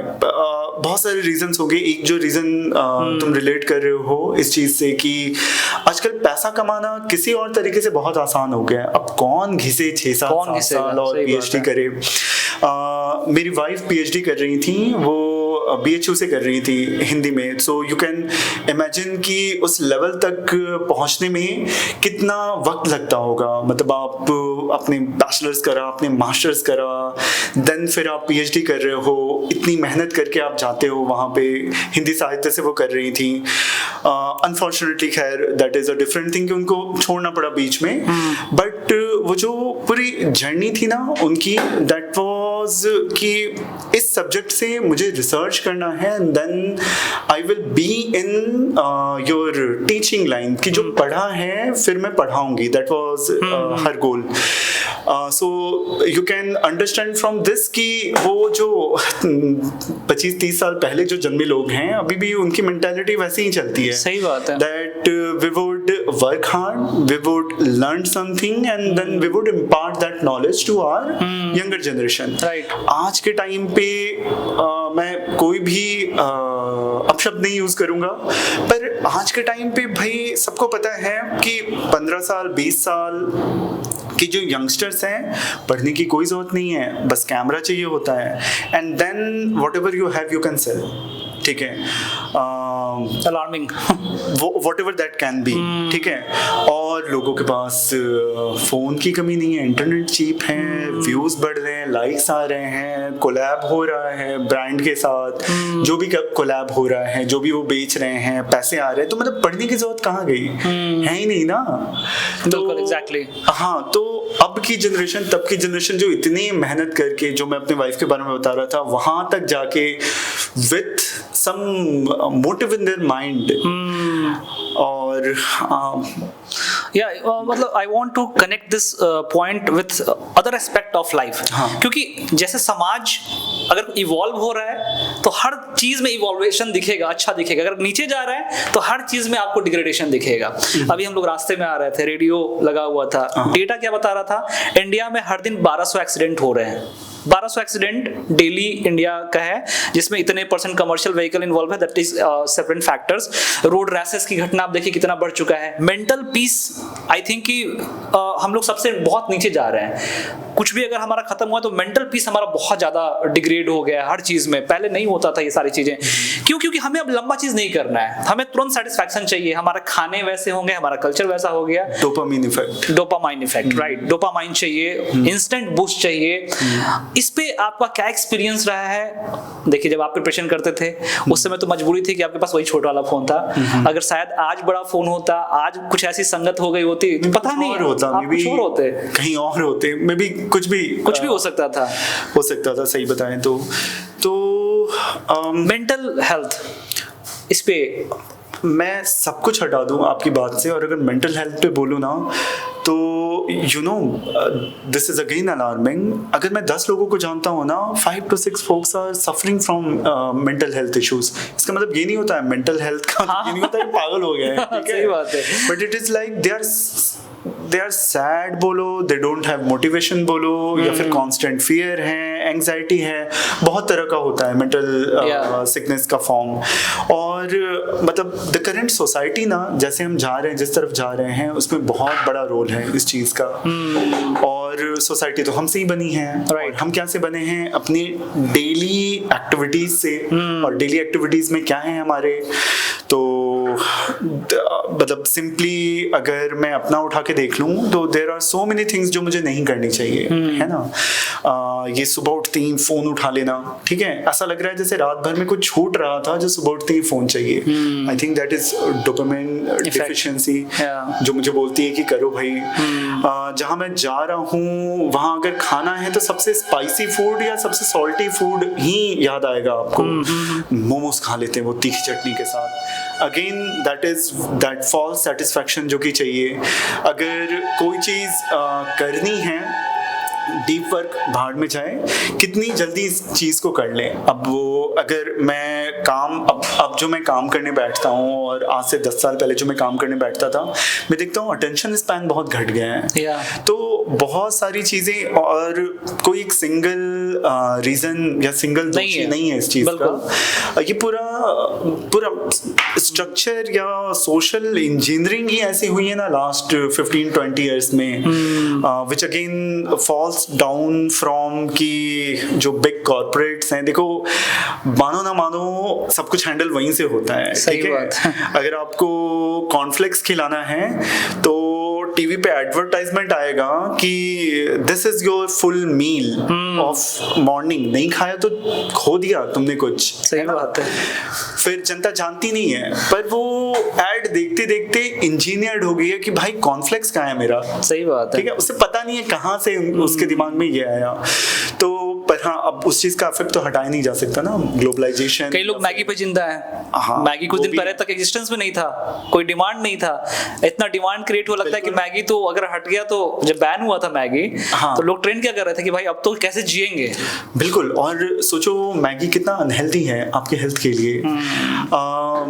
अभी जैसे मैगी को हटाना सॉल्यूशन नहीं हुआ, तो मैंने देखा है कि अब कुछ ऐसे स्टार्टअप्स आ गए हैं जो मैगी का वो दे रहे हैं, सब्स्टिट्यूट दे रहे हैं विद हेल्दी ऑप्शन, बहुत महंगा, पर चलो कुछ लोग किसी और दिशा में सोच रहे हैं, पर एटलीस्ट उस जैसे अब मेरी बेटी है 2.5 साल की, अच्छा, मैगी चाहिए उसको, मैगी चाहिए वीक में एटलीस्ट वो जो सब्स्टिट्यूट जो बता रहे हैं, इसी से मुझे पता है कि ऐसा भी कुछ है, हम उसको वो देते हैं, वो देना पड़ता है। अच्छा, मतलब वो सोशल इंजीनियरिंग जब होती है भाई, तो डिकेड्स बाय डिकेड्स होती है, उसको कैसे हटा सकते हैं हम? उसको ना नहीं बोल सकते अपने बच्चे को कि तुम्हें नहीं देंगे जो कि तुम्हारा फ्रेंड खा रहा है। तो कहीं ना कहीं पता है अवेकन होने की ज़रूरत है, थोड़ा जागने की ज़रूरत है। जो चल रहा है बढ़िया चल रहा है, पर हर चीज़ पे सवाल करो एक बार, ज़रूरी नहीं किसी के सामने बैठ के उस चीज़ पे सवाल करो, जब देखो तो सवाल करो, खुद के मन में सवाल करो, ओके, और पूछो कि जो ऐसा है वो ऐसा क्यों है, तो शायद बहुत फ़ायदा होगा। ठीक है। एक और वर्ड है जो कि मैं काफ़ी आजकल मैं देख रहा हूँ, बहुत कम लोग इससे अवेयर हो सकते हैं, लेकिन इसमें मैं चाहता हूँ, एक वर्ड है Pushkar, mid life crisis. Like mid life crisis, there is a word जो कि मैक्सिमम लोग उस स्टेज तक पहुंच ही नहीं पाते। कहते हैं ना कि अगर आपका प्रॉब्लम पैसे का है तो बहुत सारे ऐसे प्रॉब्लम्स जो आपको कभी भिटाएगा ही नहीं, बट वंस अगेन अगर पैसा का प्रॉब्लम सॉल्व हो गया तो आपको ऐसे ऐसे प्रॉब्लम मिलेंगे जो आपने शायद सुना भी नहीं होगा। What is mid life crisis and how, what is your experience? Mid life crisis पता है पहले आता था 60 के उम्र में। अच्छा, मैंने कहीं जस्ट ये चीज सुना था और मैं रिपीट करूंगा, सठियाना वर्ड। अच्छा, सठियाना, ये 60 के बाद जो होता है, ये 60 के बाद होता अच्छा, सठिया जाता है आदमी। तो पर पता है बिकॉज ऑफ द ये ह्यूमन इवोल्यूशन, ये अब 30-35 में ही आ गया है। अच्छा, ठीक है, तो अब 30-35 में ही लोग डायरेक्शन लेस फील करना शुरू कर देते हैं। ओके, और कि क्या करें क्या नहीं करें, लाइफ सेटिस्फैक्शन नहीं है, पैसे तो कमा ही रहे हैं पर मतलब मजा नहीं आ रहा है। तो उस चक्कर में फिर क्या होता है कि लोग अपने पर्सनल रिश्ते भी खराब करना शुरू कर देते हैं। क्या होगा अगर खुद पे ब्लेम नहीं डाल पाओगे तो किस पे डालोगे? आसपास के लोगों पे, तुम्हारी वजह से ये हो रहा है, तुम्हारी वजह से ये हो रहा है, तुम नहीं होते तो ऐसा होता, तुम नहीं होते तो वैसा होता। तो in the nutshell mid life crisis यही है। और इवन पता है सरप्राइजिंगली 20-25 में भी ये हो रहा है। अच्छा, बच्चे खो जा रहे हैं कि क्या चल रहा है। ठीक है, तो it is good to question everything, है ना। तो मिड लाइफ क्राइसिस हटाया तो नहीं जा सकता, बिकॉज पता है ना सोशल इंजीनियरिंग जो चल रही है पूरी सोसाइटी की, तो आना ही आना है वो वाला टाइम जब एकदम भागते रहोगे क्योंकि चाचा ने ये बोला है, पापा ने ये बोला है। और जब एक पॉइंट पे पहुंच जाओगे, जब चाचा या पापा ने ये बोला था कि यहाँ के बाद लाइफ सेट है, और लगेगा ये तो है ही नहीं, तो आ गया मिड लाइफ क्राइसिस, है ना। अब वो मिड लाइफ जो भी हो, 20 वाला मिड लाइफ हो, 35 वाला मिड लाइफ हो, इसका एक कारण ये भी तो हो सकता है कि जैसे वी इंडियंस आर नो, मतलब पैशन से तो अपना प्रोफेशन चुनते नहीं है, और हमारा जो कल्चर भी, हम बोले कि आप बड़ी न्यू कंट्री है ना, तो अभी तो भाई सर्वाइवल की बात ज्यादा करनी है, पैशन की तो बात ही नहीं कर सकते। लेकिन फिर अगर हम सर्वाइवल पे चले गए और अच्छा सर्वाइव करने लगे, तो जाहिर सी बात है कि पैशन वाला तो आपका हाथ छोड़ेगा नहीं, वो ना कभी तो आपसे टकराना ही है। और फिर आपको फिर उस समय समझ में आएगा, जिसको आपने बोला कि वो सटिया गया, क्या बात कर रहा है, क्या करे, अध्यात्म के ऊपर चले जाए। बहुत सारे आईआईटीएंस छोड़ देते हैं, जॉब छोड़ ही रहे हैं, तरफ जाते हैं, बिकॉज कहीं से तो आंसर चाहिए ना, कहीं से आंसर चाहिए, कहीं से कुछ ना कुछ करना है आपको। बुक पढ़ना स्टार्ट करेंगे, बाद में स्टार्ट करेंगे, पहले कभी कुछ बताया नहीं, कैसे चुनते हैं पता नहीं, सबसे सिक्योर कौन सा है भाई, अच्छा गवर्नमेंट जॉब तो ये नहीं, तो प्राइवेट जॉब में सबसे बेस्ट कंपनी जो है, इस पे अपना काम कर लो, वो अपना गोल होता है। तो इस तरीके से उसको देख सकते हैं। क्या बताऊं नितेश, बचने का पता है कोई सूत्र नहीं है इस चीज से। और जैसा तुमने बोला ना कि अभी क्या बोलोगे किसी को कि शौक वाला जॉब करो, जो कि है ही नहीं। तुम तो यही बोलोगे ना भाई पहले सरवाइव करो, सही बात है ना, खुद सरवाइव करो, फैमिली को ऊपर लेकर आओ, है ना, उसके बाद फिर सोचना। पर बात फिर सोचने तक तो आ ही जाता है, बात फिर सोचने तक आएगी ही, ठीक है, अभी पोस्टपोन कर सकते हैं। तो पोस्टपोन मत करो। देयर आर फ्यू थिंग्स ना जो कि जिसको जैसे लगे अपने लाइफ में शामिल करो। एक चीज जो मैं बोलूंगा तो लोग बोलोगे अरे यार बहुत बार सुन रखा है, योग एंड मेडिटेशन। तो सही बात है, कई बार इसलिए सुन रखा है ना क्योंकि किया नहीं है कभी, इसलिए सुनना पड़ता है बार बार। ये है जरूरी। मेडिटेशन और योग पता है मतलब थोड़ा आपके अपने लिए टाइम है और कुछ नहीं है। मतलब ओम बोलना ही मेडिटेशन नहीं है और उल्टा सीधा होना ही योग नहीं है, ठीक है। वो बस आपके लिए अपना निकाला आधा घंटा या 1 घंटा है जो आपको इस इंसैनिटी से बचाएगा। सही बात है। तो योग मेडिटेशन वो किसी भी उम्र में शुरू कर सकते हो, कोई उम्र का सीमा नहीं है, ठीक है।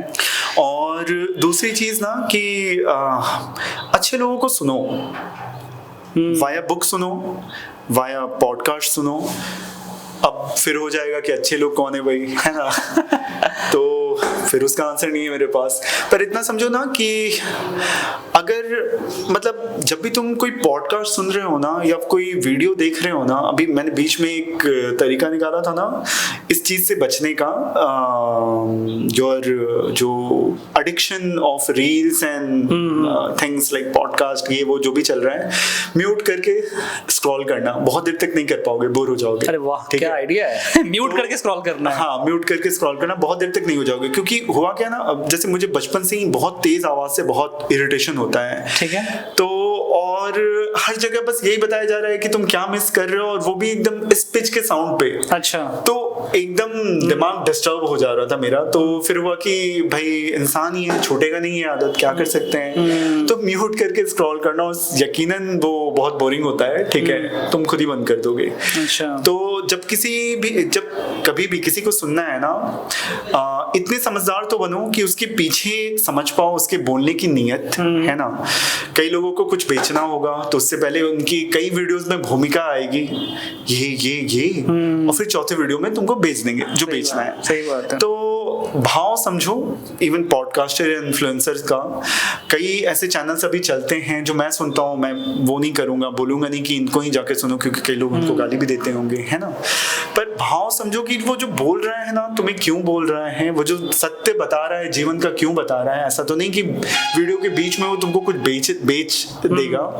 और इवन अगर वो तुमको कुछ बेच भी रहा है तो उसके पीछे क्या नियत हो सकता है, क्योंकि आज तो इकोनॉमी वाली दुनिया है ना, नहीं बेचेगा तो कैसे चलेगा। सही बात है। वो भी देखो कि वो क्या बेच रहा है, वो कहीं तुम्हारे मानसिक स्वास्थ्य को पीछे रख के तो नहीं बेच रहा है, शारीरिक स्वास्थ्य को पीछे रख के तो नहीं बेच रहा है। तो मतलब बी द राइट जज ऑफ दीज थिंग्स, पर सुनो, पढ़ो लोगों को, ये बड़ा फायदा करता है। सही बात है। जरूरी नहीं कि हम चीजों को फॉलो करें, मतलब क्योंकि मैं जब देखता था तो मैं देखा कि अरे वॉरेन बफे भाई हमेशा ये एविड बुक रीडर है, ये जो भी बड़े लोग को उठाइएगा मैक्सिमम 9 out of 10 जो है वो बहुत ज्यादा बुक पढ़ते हैं। मैं सोचता कि यार इनके पास ये billions and billions of rupees है, ये पढ़ते किसको है, ये सुनते किसको है। नॉट बिकॉज कि उसको सीखना है, कि भाई अगर तुम्हारे पास स्टोरीज है, उसके पास स्टोरीज है, किसी ने अपनी स्टोरी शेयर की, तो एक इंसान होने के नाते हमें इंटरेस्ट नहीं है क्या दूसरे के स्टोरीज में, कि भाई उसने क्या स्टोरी जिया है, या फिर वो तो वो उसको भी पढ़ते रहते हैं, उसको भी एक्सपीरियंस करते होंगे। दूसरों के लाइफ से सीखना सबसे आसान तरीका है। आसान तरीका है, बिल्कुल। और सीखना भी नहीं, अगर हम उस उद्देश्य से भी ना जाए, क्योंकि हम तो भाई बड़े वो लोग हैं कि नहीं हमें कौन सिखाएगा। ये कई बार मैक्सिमम लोगों के अंदर ये भी मानसिकता होता है कि भाई हमें सिखाएगा, हमें सिखाएगा। तो भाई अब 30+ एज होने जा रहा है, अभी तक नहीं लगता है ना कि सब कुछ जानते हैं। इवन अगर एक 10 साल का बच्चा भी बोलना शुरू करता है ना, तो लगता है सुन लेते हैं यार, इसके जनरेशन में क्या नया चीज ये सीख कर आया है। 2 चीजें सुनेंगे तो समझेंगे ना, कुछ अनलर्न तो नहीं करेंगे ना, लर्निंग करेंगे ना। सही बात है। तो ऐसा कभी हो ही नहीं सकता ना कि तुम सब कुछ सीख चुके हो। हम अक्सर मेरी वाइफ श्वेता, उनसे पता है डीप डिस्कशन इतना ज्यादा होता है ना। अब हम ये बोल सकते हैं कि भाई हम तो कॉर्पोरेट के बंदे हैं, हम तो बाहर इतना चीज सीख कर आए हैं, है ना। तो उनसे क्या सीखने को मिलेगा। पर हर डिस्कशन में उनसे एक ऐसा नया चीज सीखने को मिलता है ना, जो लगता है वाओ, ये तो नहीं पता था। मतलब पॉइंट ऑफ व्यू होता है। हाँ, ये तो नहीं पता था। और मतलब पॉइंट ऑफ व्यू, हर किसी का पॉइंट ऑफ व्यू अलग होता है चीजों को लेकर। मेरा कुछ और होता है, उनका कुछ और होता है। पर सही बताएं तो उनसे सीखने को इतनी चीजें मिलती है ना कि हम मौका निकालते हैं चुपचाप बैठ के बातें करने का। और एक पॉइंट ऐसा भी आ जाता है कि मतलब सीखना एक बहुत इंपॉर्टेंट चीज है, जो हम लोग वो सीखने वाले वाले में ये नहीं होता है कि हम किससे सीख रहे हैं, वहां पे सामने वाला पर्सन इंपॉर्टेंट नहीं है, चाहे वो किताब है चाहे बुक हो, वहां पे ये इंपॉर्टेंट, अगर ये सीखने वाला है तो किसी से भी सीख सकता है। वो मटेरियलिस्टिक चीजें हो सकती है, निर्जीव, जीव, क्लाइमेट, इन्वायरमेंट, पेड़ पौधा, नदी, बिल्कुल। आपका माइंड कैसा है वो चीज पर डिपेंड हर करता कोई है। अपने लाइफ में एक पूरी जर्नी लेकर आता है, है ना? और उसकी जर्नी में ऐसा नहीं है कि उससे उसकी पूरी जर्नी सीखनी है, पर उस जर्नी में सीखी हुई सीख तो सीख ही सकते हो, बिल्कुल, है ना? तो ये रिसर्च करना, आपने जो चीजें बताई हैं काफी ज्यादा वो डॉट्स जो है कनेक्ट हो रही है सब चीजों का, कि रिसर्च करेंगे फिर योग, मेडिटेशन और ये सारी चीजें अपने आप में ही है। तो जब हमारा डेवलपमेंट होगा, जिसको बोलते हैं सेल्फ इंप्रूवमेंट होगा, तो हर फील्ड में हम डेवलप कर पाएंगे। हमारा एटीट्यूड, हमारा लाइफ को देखने का नजरिया, वो सभी बढ़ेगा। अब एक दो क्वेश्चन हम पूछना चाहेंगे जो कि it is also one of the क्या, it is the most important part of life partner की मैं बात करना चाहता हूँ। कि जब एक चीज है, करियर की बात बहुत कर ली, जॉब्स की बात कर लिया, कॉर्पोरेट सेक्टर की बात कर लिया, भाई अगर ये वाला चीज, क्योंकि मैंने एक ट्रेंड ऑब्जर्व किया है, ये जितने भी डिस्कवरर थे, मैक्सिमम लोग थे ये, आप किसी को उठाइए, उनके साथ उनका एक जो अपोजिट जेंडर होता है, अपोजिट सेक्स होता है, वो था उनके साथ। ऐसा मैंने एक ट्रेंड ऑब्जर्व किया। क्या ये सही है मेरा ऑब्जर्वेशन? कितना इंपॉर्टेंट रोल होता है एक सही लाइफ पार्टनर का? या फिर आज के टाइम में भाई ट्रेंड भी चेंज हो रहा है, बहुत लोग ऐसा भी कर रहे हैं जो कि अब नहीं करना है शादी, दैट इज ऑल्सो ओके, ठीक है। बट लाइफ पार्टनर की बहुत डीप चीज आपने डिस्कस करी है, क्योंकि अभी तक हम किसी को ये ढर्रा बता ही नहीं पाए हैं कि एक अच्छा लाइफ पार्टनर कैसे चुने, पर हम वो चीजें बता सकते हैं जो हमने करा। और हाँ, हम ये मानते हैं कि हमारा लाइफ पार्टनर जो हमें चाहिए था वो हमें मिला, क्योंकि पता है सही वाइफ देखने वाली है वीडियो इसलिए बोलने लगता है। नहीं, हम फैक्ट्स के साथ अगर इसको बैक करें, हाँ, तो वो जो ग्रोथ थी ना, जो लास्ट 5 साल पहले तक थी, और जो भी लास्ट 5 साल में है, हम देख रहे हैं कि कितना फोल्ड हुआ है। और सिचुएशन टफ हुआ है, सिचुएशन तो टफ ही होता है, सिचुएशन तो टफ ही हुआ है, हाँ। और वो ग्रोथ कितना फोल्ड आगे बढ़ा है। मैंने ये देखा है कि कितना त्याग उन्होंने करा है, मतलब खुद को, आपको बताया होगा वो पीएचडी कर रही थी, श्वेता नाम है उनका, श्वेता पीएचडी कर रही थी। श्वेता को पीछे होना पड़ा बिकॉज ऑफ फैमिली कंडीशन। हमें आगे करा कि तुम अपना करियर सेट करो, और मतलब वो त्याग करना कितना आगे लेकर आया मुझे अपने करियर में, थैंक्स टू दैट, वो हम हमेशा बोलेंगे। तो लाइफ पार्टनर ऐसा नहीं है कि सिर्फ लड़कियों को ही त्याग करना है भाई, है ना? अगर मौका हमें मिले तो हमें भी त्याग करना है, मतलब बीइंग अ मैन। डिफरेंट चीजें होती हैं, बहुत सारे, बिल्कुल। और अभी डे टू डे लाइफ में जहाँ हमें त्याग करने को मिलता है, अच्छा एक चीज जब अब बात ही शुरू हुई है तो हम बताते हैं कि हमारे पापा ने, जब हम 10-12 साल के होंगे ना, तब ये चीज बोली थी, तब कुछ नहीं समझ में आया था। शादी के बाद समझ में आया कि जहाँ त्याग है वहाँ प्रेम है, और जहाँ प्रेम है ना, वहीं जीवन सार्थक चल सकता है आपका। अच्छा, बच्चे को क्या समझ में आएगा पापा क्या बता रहे हैं, ठीक है? बट ये चीज जो लेकर चले ना, ये बहुत फायदेमंद रहा। तो हाँ, जहाँ तक मैं लाइफ पार्टनर चुनने की बात बोलता हूँ, सबसे पहले जब श्वेता का रिश्ता आया था तो पता चला कि लड़की बीएचयू से पीएचडी कर रही है। That paints a picture. सही बात है। एक लड़की बीएचयू में, सही बात है, एक छोटे से शहर से कितना स्ट्रगल रहा होगा उसके लाइफ का, जो आज वो यहाँ इस पोजीशन पे है, और कितनी बार उसके कोशिश किया होगा कि उसके लिए रिश्ता ढूंढा जाए और उसकी शादी कर दी जाए, और कितनी बार उसको खड़ा होना पड़ा होगा अपने लिए, अपनों से झगड़ के, है ना? तो सेकंड वो था मेरा कि देखते हैं चीजें। सही बात है। ग्रेजुएशन, मास्टर्स, फिर पीएचडी होता है। पीएचडी, वो स्ट्रगल सोचो क्या रहा होगा श्वेता के लाइफ का। देन फिर दूसरी चीज ये हुई कि अब आगे कैसे बढ़े रेट्रो तरीके से, कि सब एक साथ बैठेंगे, देन फिर होगा 5 मिनट साइड में बात कर लीजिए और फिर हाँ है कि ना। तो खैर अब तो वो बिल्कुल नहीं हो सकता, पर मेरे टाइम आज तक 5 साल पहले तक चल ही रहा था, अभी भी चल ही रहा है कई जगह।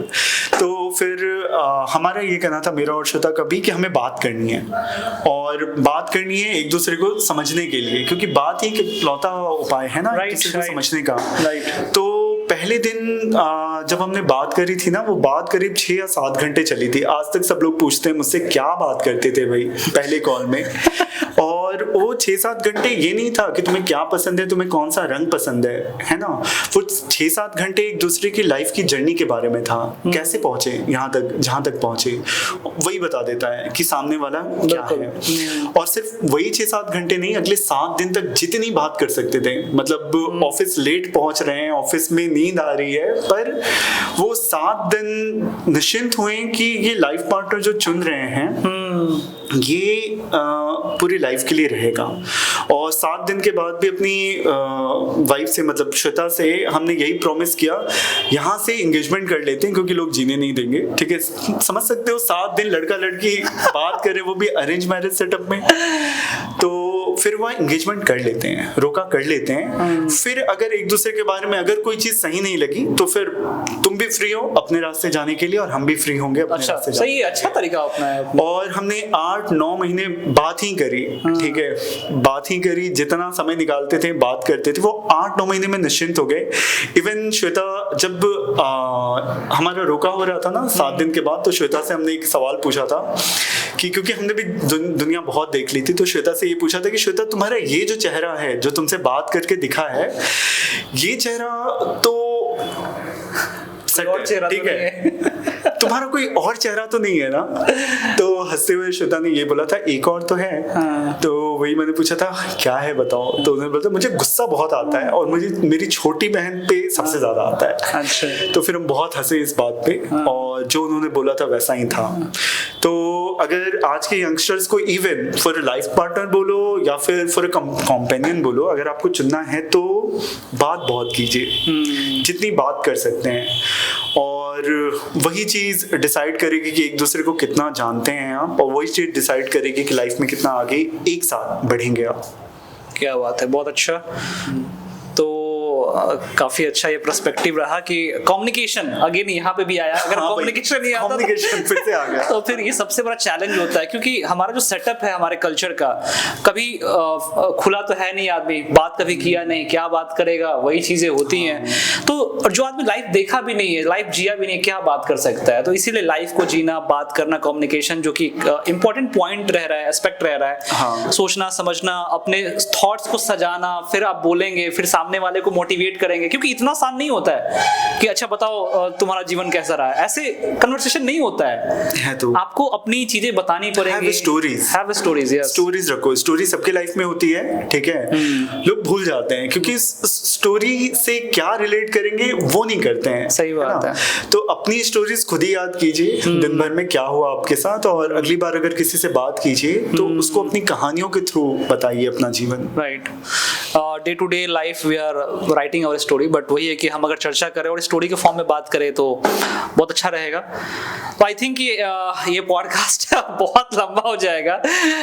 हमें और भी कोई अगर इस तरह के सेगमेंट है, क्वेश्चंस तो हालांकि मेरे पास बहुत हैं अभी, क्योंकि कंप्यूटर साइंस से आप रहे हैं, उसमें मैं बहुत जानना चाह रहा था, डीप जानना चाहता था थोड़ा सा कि बच्ची की मतलब बहुत सारे ऐसे हैं हमारे पास जो स्टूडेंट्स हैं जो वीडियोस को देखते हैं। तो एक सेगमेंट मैं कोशिश करूंगा कि एक बार आपको वापस मैं फिर से कभी बुलाऊं और उस समय थोड़ा सा और स्पेसिफिक होकर के कैसे इंटरव्यू की तैयारी करनी है, कैसे वो क्वेश्चंस एचआर के राउंड कैसे हैंडल्स करने हैं, कौन सा बुक रेफर कर सकते हैं, कौन से वेबसाइट्स हैं, इन बहुत सारी चीजें होती हैं। लाइफ में भी बहुत सारी चीजें पे बात करना रह गया, बुक्स वगैरह के बारे में। उस समय जब बात करते थे तो बहुत सारे इन्फ्लुएंसर्स होते थे या फिर ब्लॉगर्स जिसको बोलते हैं, ब्लॉगिंग का टाइम था, नया नया शुरुआत होता था, उसमें कई सारे ब्लॉगर जो साइकिल से चला करते थे, बहुत सारी चीजें, स्टोरीज और भी बहुत सारी चीजें हैं वहाँ पे। 20 साल का ये सफर रहा है, तो जाहिर सी बात है कि बहुत सारी चीजें हैं जो शेयर करना। कोई बात नहीं, हम लोग फिर से कोशिश करेंगे कि एक बार जरूर मिले। बहरहाल बहुत ही मुझे तो बड़ा मजा आया ये बात करके। ये मेरा पहला पॉडकास्ट है टू बी ऑनेस्ट, और मतलब लगा ही नहीं कि माइक और कैमरा है सामने। सही बात है। लगा कि तुम हो सामने जिसको हम 20 साल से जानते हैं, है ना। कहीं बात पहुंचे ना पहुंचे, एटलीस्ट मेरे मित्र तक तो पहुंच जाएगी। Exactly. जो कि शायद 60 से 70% बातें हमने कई फॉर्म में करी हैं, पर इतनी सजा कर साथ बैठकर नहीं करी है। हाँ। चलिए, काफी मजा आया और मैं आपका फिर से धन्यवाद करना चाहूंगा कि आपने समय निकाला और हमारे स्टूडियो में आए और ये पॉडकास्ट रिकॉर्ड किया। और बाकी जो भी किसी का भी कोई भी क्वेश्चन है स्पेसिफिकली, क्योंकि आप इनका प्रोफाइल जान चुके हैं, तो आप कमेंट बॉक्स में कीजिएगा। हो सकता है मैं रिक्वेस्ट करूंगा कि एक सप्ताह में टाइम निकाल करके I'll do that. आप कमेंट्स में अपने सवाल डालिए, I promise I'll reply to each and every one. और अगर आप इनको चाहें तो लिंक्डइन पे काफी एक्टिव हैं, क्योंकि प्रोफेशनल हैं, और प्रोफेशनल अगर आप भी हैं तो मैं रिक्वेस्ट करूंगा कि आप भी लिंक्डइन पे ज्यादा समय बिताएं। काफी अच्छा प्लेटफॉर्म है, और लिंक्डइन पे पुष्कर नारायण अगर आप डालते हैं, पुष्कर नारायण, डिटेल्स मैं डिस्क्रिप्शन में शेयर कर दूंगा, तो आप उनको फॉलो कर सकते हैं। और उस तरह से कोई भी चीजें होती हैं तो एक इकोसिस्टम, एक हेल्पिंग हैंड जो कि इंपॉर्टेंट होता है, ये वहां से पास करेंगे, आप दूसरे को पास कर दीजिएगा, ये भी दूसरे से ले रहे हैं। जहाँ पे अभी भी हम हैं, मिला है, बहुत लोगों का हेल्प मिला, मतलब काउंटलेस लोगों का हेल्प मिला, इसलिए हेल्पलाइन से हिचकिचाइए मत, बिल्कुल, जहाँ से भी मिला। और मांगेंगे नहीं तो मिलेगा नहीं, ये भी मैं बता देता हूँ आपको, ठीक है। आपको मांगना पड़ेगा, आपको मैसेज करना पड़ेगा, आपको सामने वाला फोन नहीं करेगा, आपको वो दिखाना पड़ेगा, पात्रता शो करनी पड़ती है। तो उन सब चीजों के लिए थोड़ा बेशर्म बनना पड़ता है, करियर में आगे बढ़ने के लिए बेशर्मी बहुत जरूरी है। अगर आप मांगेंगे नहीं तो काम होगा नहीं। तो आप चीजों को कनेक्ट कीजिए। अगर आप यहाँ तक पॉडकास्ट को पूरा सुने तो आपका बहुत बहुत शुक्रिया, धन्यवाद। अगर आपको अच्छा लगा हो तो आप इसे लाइक कर सकते हैं, इसको अपने ग्रुप्स में या फिर किसी को भी आप चाहें, जिसको भी लगता है कि ये चीजें काम आ सकती हैं, ये कन्वर्सेशन। वो मोटिव हमारा सिखाने का नहीं था, मोटिव हमारा स्टोरी शेयर करने का है, और यही मोटिव लेकर के हम आगे चल रहे हैं। तो बहुत बहुत धन्यवाद पुष्कर आपका, बाकी सारे दर्शकों का जो भी इस वीडियो को देखे यहाँ तक और हम लोग को सपोर्ट कर रहे हैं। चैनल भी 1 लाख क्रॉस कर गया है, राइट? तो अब आगे बढ़ना है, आगे काम करना है, ठीक है? तो thank you so much for having this conversation. Thank you so much for inviting. Thank you so much.